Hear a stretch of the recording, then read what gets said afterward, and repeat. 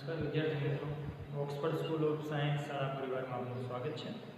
મિત્રો, આજે આપણે ખૂબ જ સરસ ટોપિક ભણવાના છીએ, આલેખીય રીત વડે ગતિના સમીકરણો. તો જે ગતિના આપણને સમીકરણો મળવાના છે મિત્રો, ખૂબ જ સરસ છે અને આમ કહીએ તો આઈએમપી છે, મોસ્ટ ઇમ્પોર્ટન્ટ વસ્તુ છે જે આપણને અત્યારે દાખલામાં કામ લાગવાની જ છે. ઉપરાંત ભવિષ્યમાં 11મા ધોરણમાં જ્યારે આપણે આવશું ત્યારે પણ ખૂબ જ ઉપયોગી નીવડે એવા છે. તો આપણે એને ખૂબ સરસ રીતના સમજવાના છે, વ્યવસ્થિત ધ્યાન આપવાનું છે, કારણ કે સમીકરણો કેવી રીતના સાબિત થાય છે એ જ અત્યારે સમજવું અગત્યનું છે. બરોબર? તો અત્યારે આપણે વાત કરીએ આલેખીય રીત વડે ગતિના સમીકરણો. મિત્રો, ધારી લો કે કોઈ એક પદાર્થ અત્યારે અચળ પ્રવેગી ગતિ કરી રહ્યો છે. સુરેખ માર્ગ ઉપર કોઈ એક પદાર્થ અચળ પ્રવેગી ગતિ કરી રહ્યો છે. તો આ પદાર્થની ગતિ દરમિયાન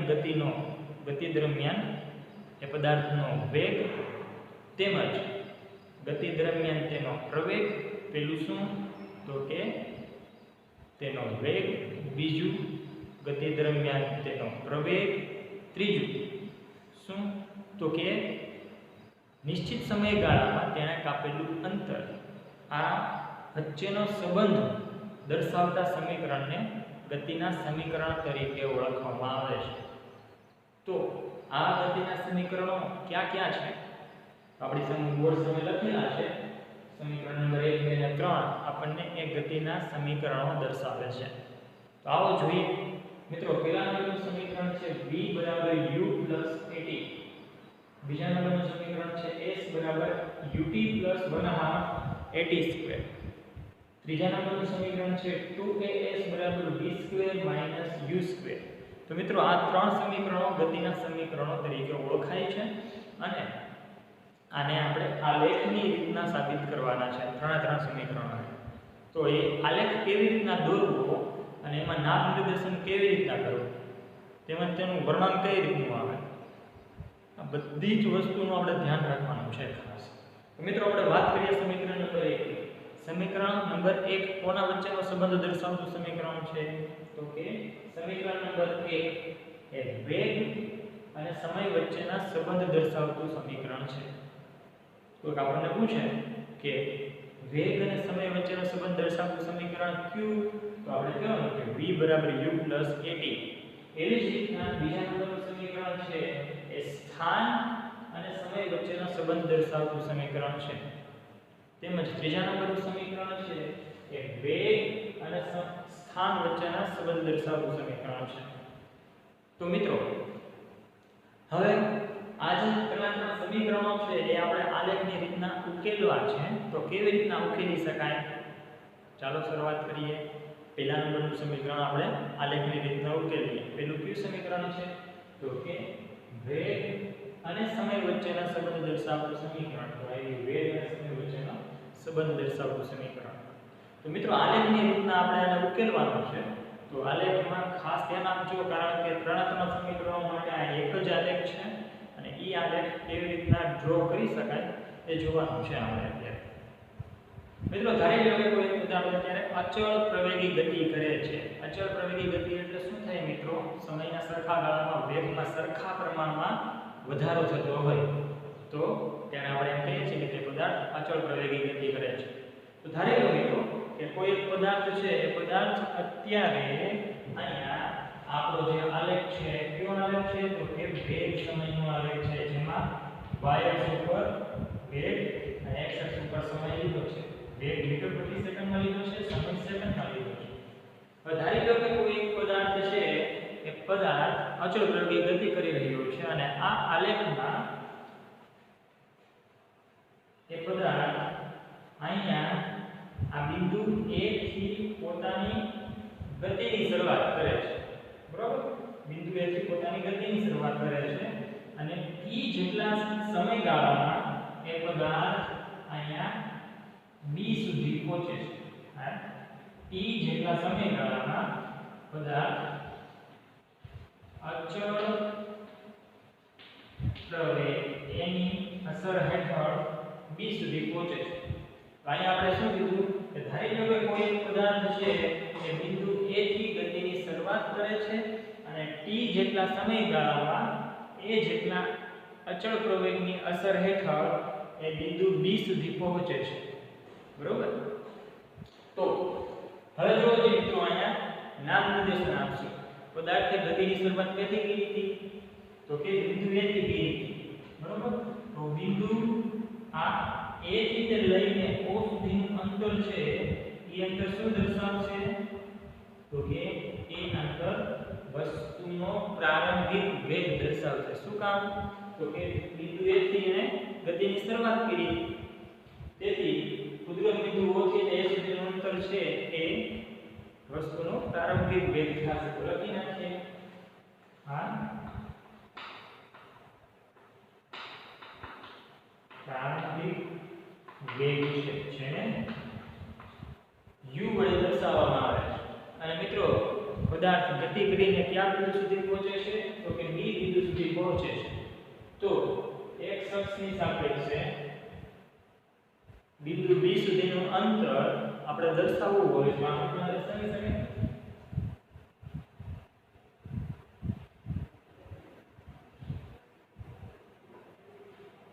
આ જે અંતર છે મિત્રો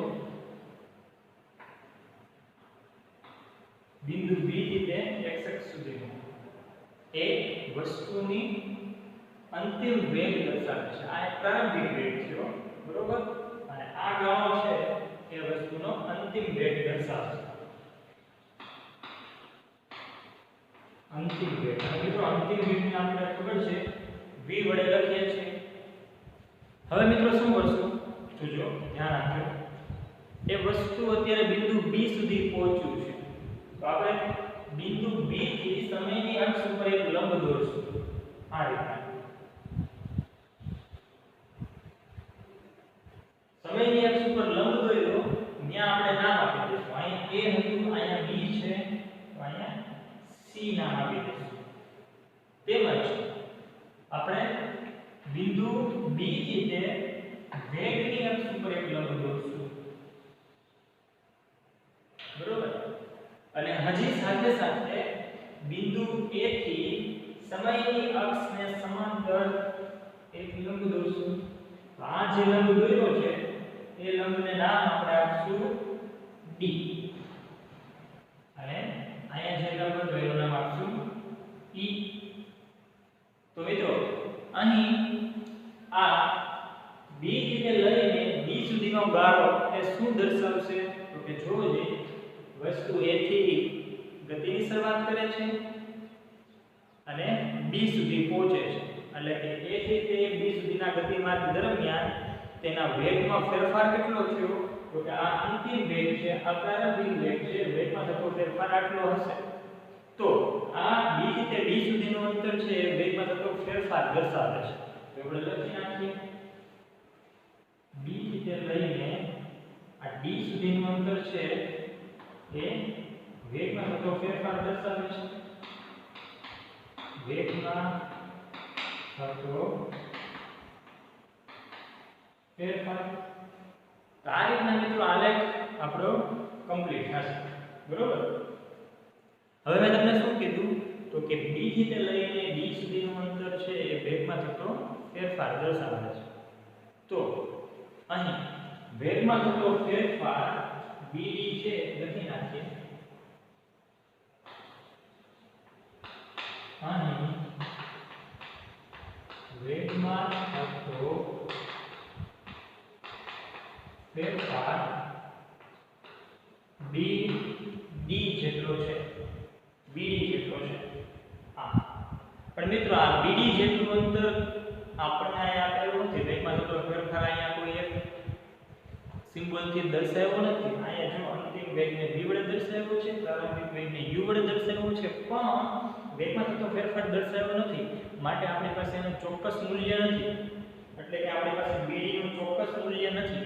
જો bd નું મૂલ્ય જોતું હોય આપણે તો શું કરવું પડશે? તો કે આ bd અંતર છે હકીકતે કેટલું છે? તો કે એ bc dc જેટલું અંતર છે. માટે લખી નાખીએ અહીંયા bd છે એ dc dc જેટલું અંતર છે. હવે મિત્રો એક વસ્તુ બીજી જોવાની શું રહી તો કે પદાર્થ અચળ પ્રવેગી ગતિ કરે છે અને એ થી બી બિંદુ સુધી પહોંચે છે.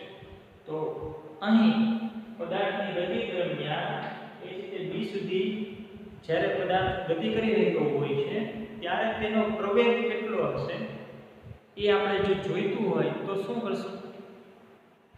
સરળ છે સાવ, પ્રવેગનું સૂત્ર મૂકી દો, આપણને જવાબ મળી જાય. તો અહીં એ રીતે બી સુધીની ગતિ દરમિયાન વસ્તુનો પ્રવેગ આપણે જોતો છે. તો લખી નાખીએ કે પદાર્થની અચળ પ્રવેગી ગતિ દરમિયાન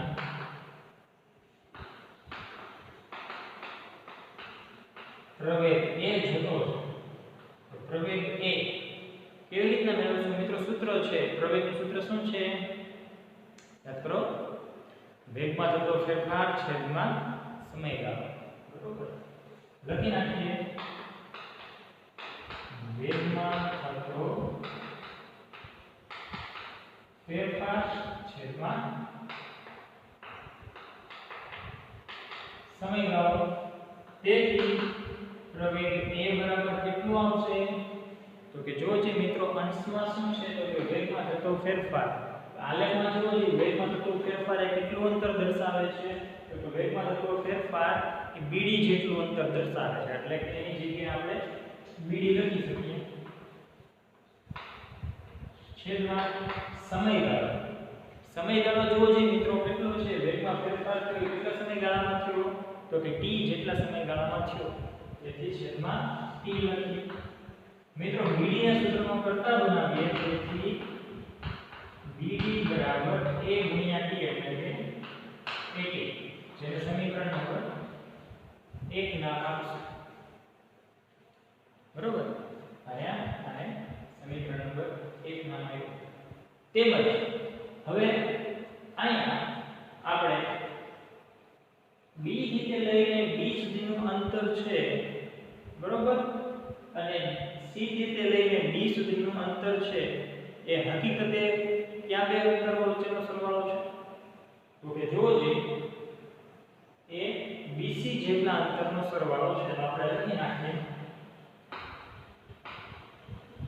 અહીં bc બરાબર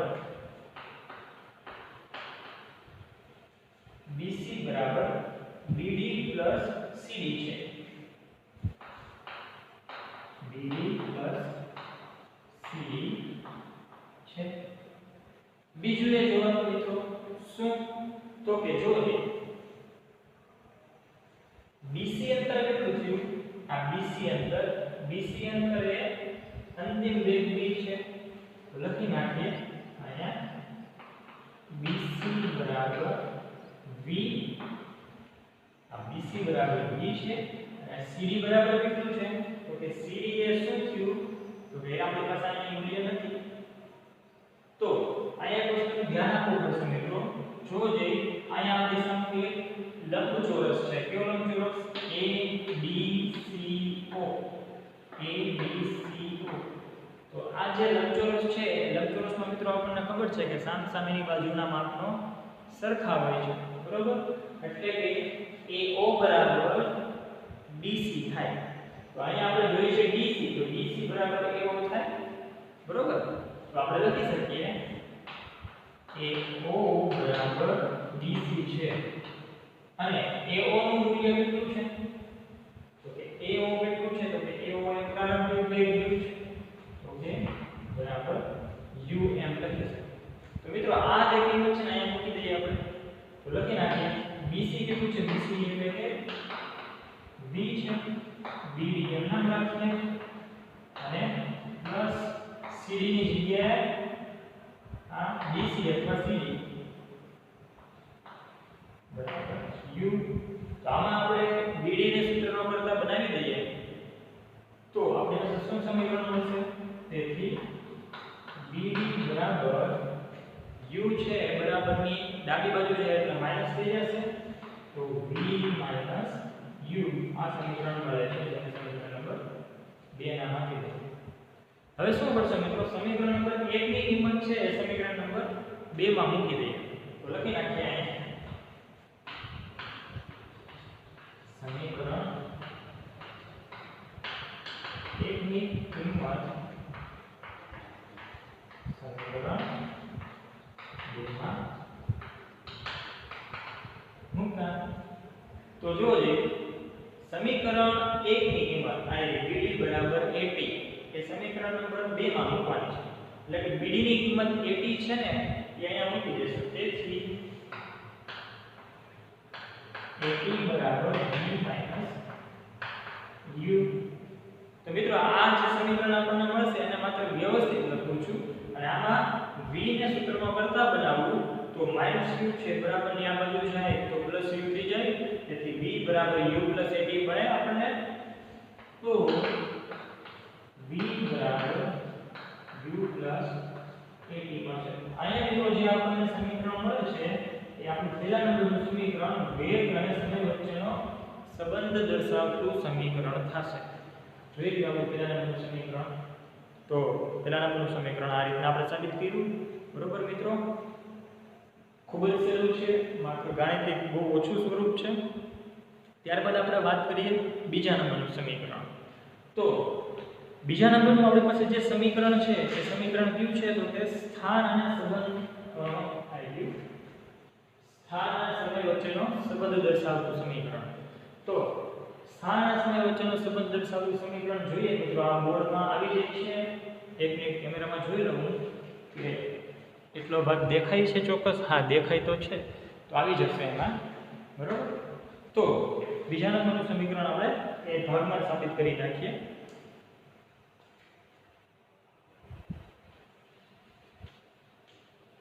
સ્થાન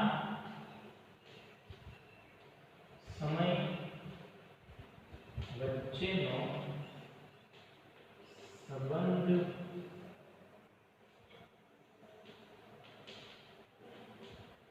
દર્શાવતું સમીકરણ. આ આપણું બીજા નંબરનું સમીકરણ થશે. બરોબર. હવે ધારી લો કે આપણે અહીંયા એક અચળ પ્રવેગી ગતિ કરતી વસ્તુનો ઉલ્લેખ કરેલો છે. એ અચળ પ્રવેગી ગતિ કરતી વસ્તુ પોતાની ગતિ દરમિયાન જે પ્રવેગથી બિંદુ A થી B સુધી પહોંચે છે એ સમયગાળામાં પદાર્થે કરેલું સ્થાનાંતર કેટલું છે જો આપણે એ જોતું હોય અથવા પદાર્થે કાપેલું અંતર કેટલું છે એ જોતું હોય તો કેવી રીતના આપણને મળશે? તો કે સ્થાનાંતર અથવા અંતર એ બંને સ્થાનક દર્શાવે છે. બરોબર. તો અહીં એ જેટલા અચળ પ્રવેગે ગતિ કરતી વસ્તુ બિંદુ A થી તે બિંદુ B સુધી પહોંચે છે એ દરમિયાન તેણે કાપેલું અંતર અથવા તેનું થયેલું સ્થાનાંતર જો આપણે જોઈતું હોય તો અહીં આયા જે આપણને આલેખ મળે છે આલેખ. બરોબર. અચળ પ્રવેગી ગતિ કરતી વસ્તુનો આલેખ એ આલેખની નીચેના ભાગમાં ઘેરાયેલું જે કંઈ ક્ષેત્રફળ છે એ ક્ષેત્રફળની મદદથી આપણને એ સ્થાનાંતરનું મૂલ્ય મળશે.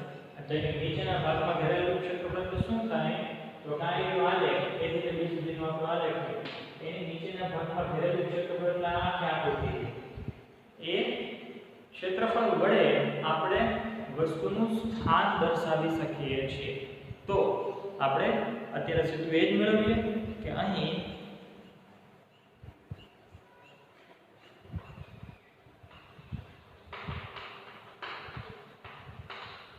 વસ્તુનું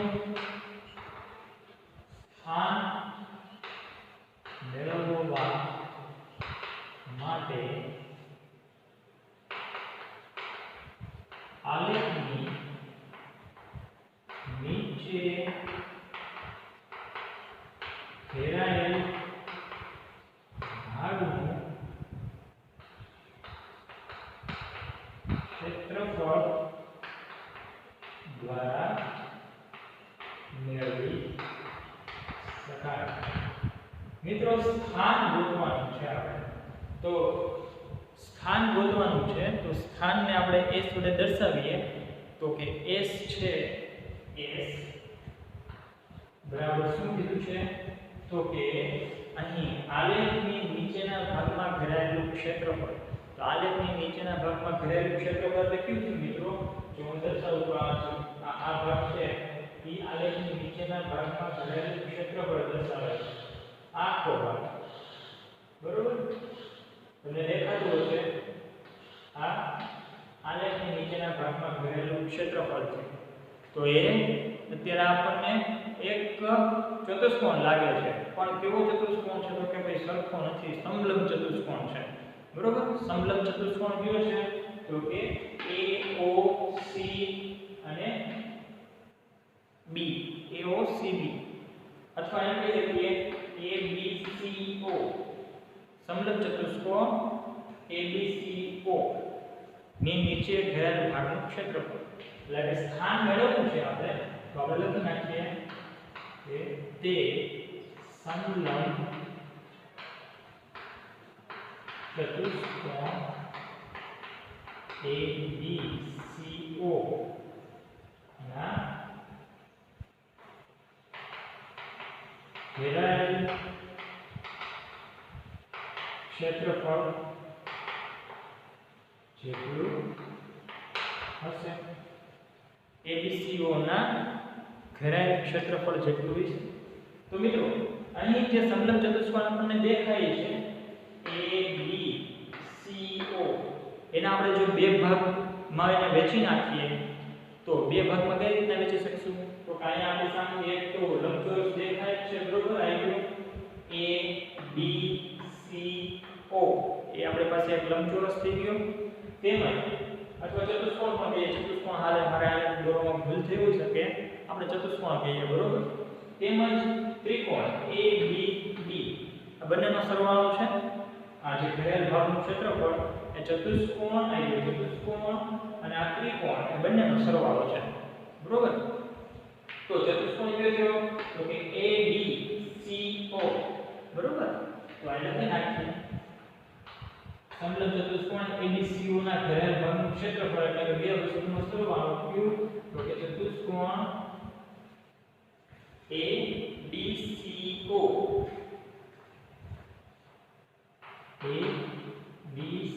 નું ક્ષેત્રફળ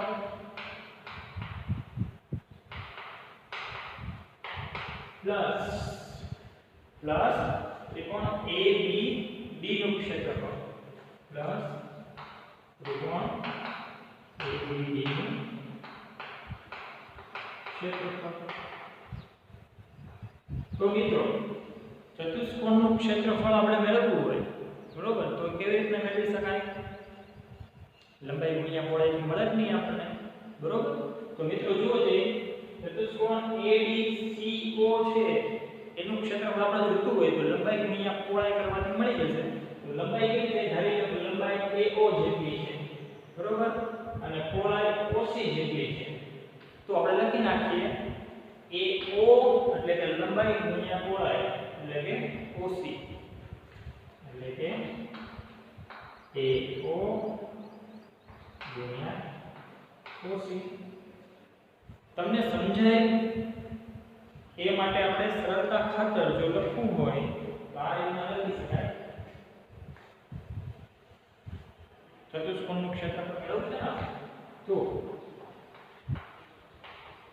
લંબાઈ ગુણ્યા પહોળાઈ પ્લસ ચતુષ્કોણનું ક્ષેત્રફળ એટલે આપણે તમને સમજાય ને એમ સરળતા ખાતર લખ્યું છે લંબાઈ ગુણ્યા પહોળાઈ પછી ત્રિકોણનું ક્ષેત્રફળ મિત્રો ત્રિકોણનું ક્ષેત્રફળ એટલે શું થાય 1/2 પાયો ગુણ્યા વેધ એવું સૂત્ર છે 1/2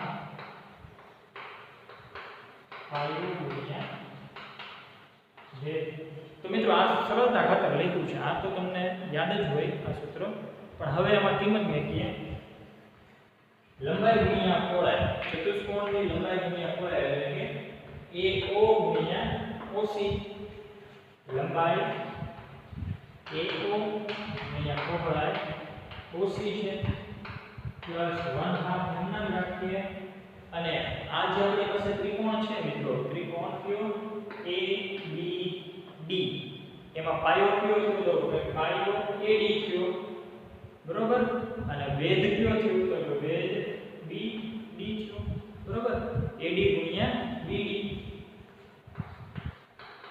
AD ગુણ્યા BD.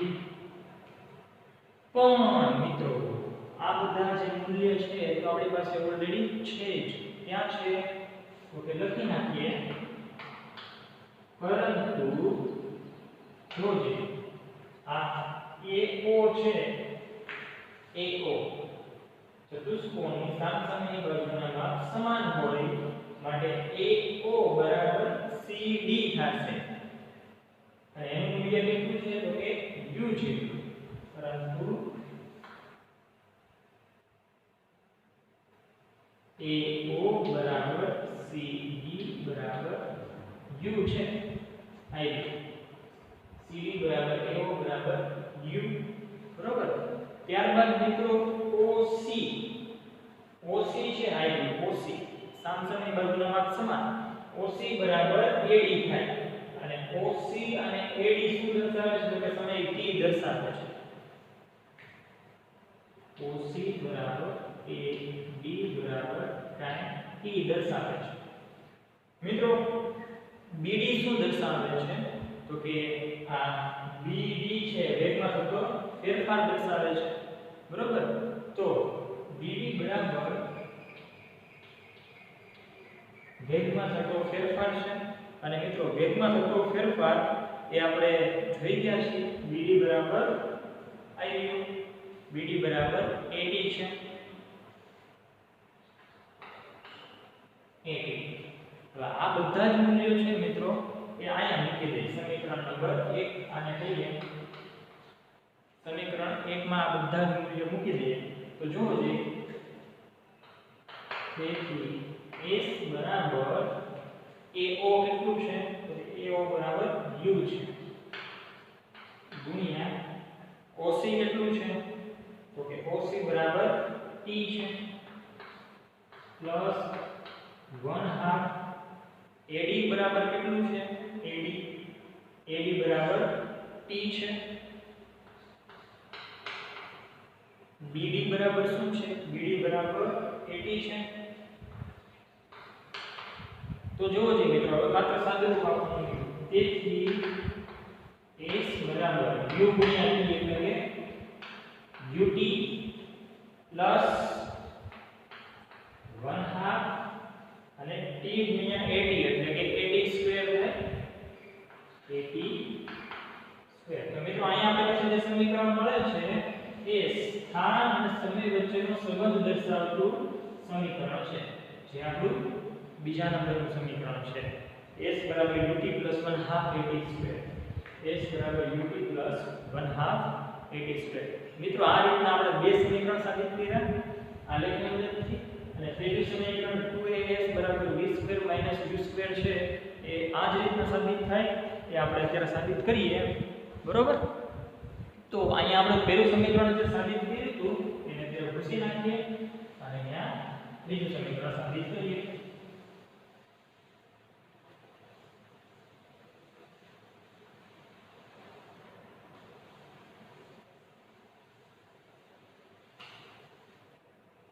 તો આપણું ત્રીજા નંબરનું સમીકરણ છે સ્થાન અને વેગ વચ્ચેનો સંબંધ, સ્થાન અને વેગ વચ્ચેનો સંબંધ દર્શાવતું સમીકરણ.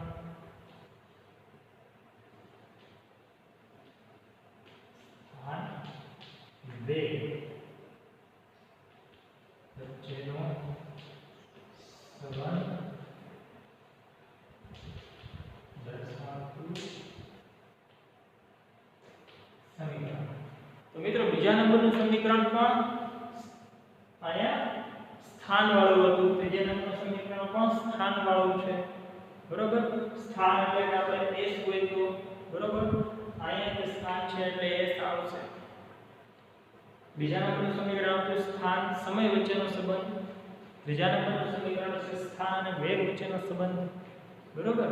તો બીજા નંબરના સમીકરણમાં આપણે શું કર્યું હતું તો કે આલેખની નીચેના ભાગમાં ઘેરાયેલું જે કંઈ ક્ષેત્રફળ છે એ ક્ષેત્રફળની મદદથી આપણે સ્થાન નક્કી કર્યું, જે સમીકરણ આપણને 2 અહીંયા મળ્યું s બરાબર ut + 1/2 t². તો એવી જ રીતના અહીંયા સ્થાન વિશેની વાત થઈ છે, તો અહીં પણ આપણે એ જ વસ્તુ, જે આલેખ છે એ આલેખની નીચેના ભાગમાં ઘેરાયેલું ક્ષેત્રફળ છે, એ ક્ષેત્રફળની મદદથી આપણને એ સ્થાન અને વેગ વચ્ચેના સમયનું આપણને સમીકરણ મળશે. બરોબર? તો આપણે લખશું શું? તો કે અહીં સ્થાન s મેળવવું છે. બરોબર? તો કેવી રીતના મેળવશું? તો કે આલેખની નીચેના ભાગમાં ઘેરાયેલું ક્ષેત્રફળ, એટલે કે એ થશે આ સમલંબ ચતુષ્કોણ ABCO નું ક્ષેત્રફળ. બરોબર? એટલે s બરાબર થશે સમલંબ ચતુષ્કોણ ABCO નું ક્ષેત્રફળ. મિત્રો, સમલંબ ચતુષ્કોણ છે એ સમલંબ ચતુષ્કોણ નું ક્ષેત્રફળ મેળવવા માટે આપણે અહીંયા બે ભાગ કર્યા હતા. સમીકરણ 2 મેળવવું ત્યારે બે ભાગ કર્યા હતા. ચતુષ્કોણ બનાવ્યો હતો અને ત્રિકોણ બનાવ્યો હતો. ઈ પહેલી રીત થઈ સમલંબ ચતુષ્કોણ નું ક્ષેત્રફળ મેળવવાની. અને બીજી રીત શું છે મિત્રો? તો કે સમલંબ ચતુષ્કોણનું આપણે ક્ષેત્રફળ જોતું છે. સમલંબ ચતુષ્કોણ કયો થયો? ABCO. જો એનું ક્ષેત્રફળ જોતું હોય તો બીજી રીત શું થઈ? 1/2 વેધ ગુણ્યા બે સમાંતર બાજુનો સરવાળો. તો આ સમલંબ ચતુષ્કોણ ABCO છે એનું ક્ષેત્રફળ આ રીતના પણ મેળવી શકાય. શું? તો કે 1/2 વેધ ગુણ્યા બે સમાંતર બાજુનો સરવાળો ગુણ્યા બે સમાંતર બાજુનો સરવાળો. બરાબર? આ રીતના પણ મિત્રો એ આપણે સમલંબ ચતુષ્કોણનું ક્ષેત્રફળ મેળવી શકીએ. તો મિત્રો, અહીં વેધ શું થશે? કોનો વેધ? તો કે ABCO નું ક્ષેત્રફળ મેળવવાનું છે. ABCO નું ક્ષેત્રફળ મેળવવાનું છે. તો એમાં વેધ શું થશે મિત્રો? વેધ ઓછી થશે. અને બે સમાંતર બાજુ કઈ? તો કે આ અને આ બે સમાંતર બાજુ છે, એ બાજુનો સરવાળો થશે. એટલે કે વેધની જગ્યાએ આપણે ઓછી લખીએ ગુણ્યા બે સમાંતર બાજુનો સરવાળો, એટલે કઈ થઈ? તો કે AO અને BC. AO BC. આ રીતનું આપણને એક સમીકરણ મળે છે. તો અહીં આપણે બધા મૂલ્ય મૂકવાના છે. કોના? તો કે અહીંયા જે લખેલા છે એ બધા જ મૂકવાના. OC બરાબર શું છે મિત્રો? OC એ સમય t દર્શાવે છે. એટલે OC બરાબર t લખીએ. AO શું દર્શાવે છે? AO એ u દર્શાવે છે. બરાબર? AO u દર્શાવે. BC શું દર્શાવે છે? BC AO plus BC આવશે. AO plus BC. તો BC શું દર્શાવે છે મિત્રો? બીજી દરેક સુધીનું અંતર એ વેગ v દર્શાવે છે. BC બરાબર વેગ v. તો એને અહીંયા સમીકરણમાં મૂકી દે. તેથી h બરાબર 1/2 OC ની જગ્યાએ t મૂકીએ ગુણ્યા AO બરાબર u છે પ્લસ BC બરાબર શું છે? v છે. તો મિત્રો, આ સમીકરણને હજી સરળ રીતના લખવું હોય તો કેમ લખી શકાય? તો h બરાબર 1/2 u પ્લસ v ગુણ્યા t. આ રીતનું આપણે આમ લખી શકાય. બરોબર? સરળતા ખાતર આ સમીકરણ નંબર 1 નામ આપી દઈએ. મિત્રો, આપણે પહેલું સમીકરણ સાબિત કર્યું હતું વેગ સમય વચ્ચેનો સંબંધ દર્શાવતું સમીકરણ, અને એ સમીકરણ શું હતું તો કે v u + 1 આ સમીકરણ સાબિત કર્યું હતું. અને અત્યારે ત્રીજા નંબરનું સમીકરણ સાબિત કર્યું તેમાં અહીં સુધી પહોંચ્યા છે. અહીં આપણે t ની કિંમત મૂકી છે, t ની કિંમત.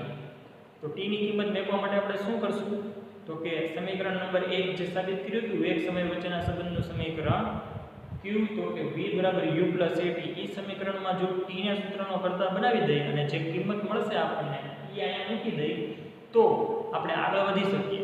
તો શું કરશું અહીંયા તો કે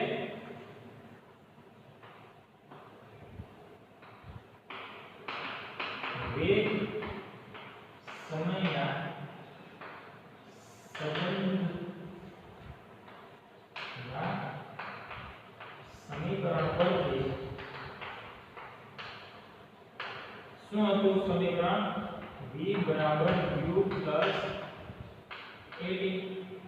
બરાબર. આમાં શું કરશું t ના સૂત્રનો કરતા બનાવવો છે તેથી at ને પેલા સૂત્રનો કરતા બનાવી દઈએ તેથી v - u આવશે. બરાબર. અને આમાંથી t ને હજી સૂત્રનો કરતા બનાવીએ તેથી t બરાબર શું થશે તો કે v - u ના છેદમાં a, v - u ના છેદમાં a. તો આ સમીકરણ નંબર 2 નામ આપી દીધું. સમીકરણ નંબર 2 ની કિંમત સમીકરણ નંબર 1 માં મૂકી દઈએ. સમીકરણ નંબર 2 ની કિંમત સમીકરણ 1 માં તેથી s બરાબર 1/2 u + v એમના રહેશે અને t ની જગ્યાએ શું મૂકવાનું છે તો t ની જગ્યાએ v - u ના છેદમાં a મૂકવાનું છે એટલે કે v - u ના છેદમાં a. તો મિત્રો આપણે જાણીએ છીએ ગણિતના સૂત્ર પ્રમાણે આ v + u અને v - u બેનો ગુણાકાર થાય ત્યારે શું થાય v² - u² થાય. તેથી s બરાબર 1/2 v² - u² છેદમાં 1 અને આને આમ પણ લખી શકાય 2a. બરોબર. આ 2a લખો. અહીંયા શું કર્યું તો આ બેનો ગુણાકાર કર્યો v + u અને v - u બેનો ગુણાકાર કરી આ બે પદનો એટલે v² - u² મળે અને 2 * a એટલે 2a મૂકીને હવે શું કરીશું તો કે આ 2a છે એને આની અંદર ગુણાકારમાં લઈ લઈશું એટલે 2as થઈ જશે. તેથી 2as બરાબર v² - u². આવું એક સમીકરણ આપણને મળે છે. અહીંયા જે સમીકરણ મળશે એ સમીકરણ આપણું આલેખની રીતના ત્રીજા નંબરનું સમીકરણ મળશે જે સ્થાન અને વેગ વચ્ચેનો સંબંધ દર્શાવતું સમીકરણ છે.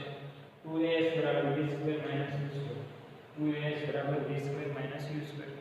તો મિત્રો આ ખૂબ જ સરસ અને સરળ રીત હતી.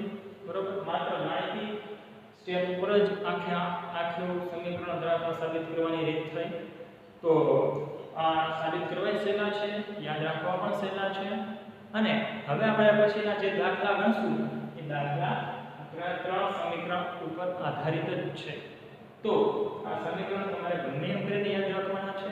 પદ્ધતિ તો મેં તમને શીખવાડી કેવી રીતના સમીકરણ મળે છે.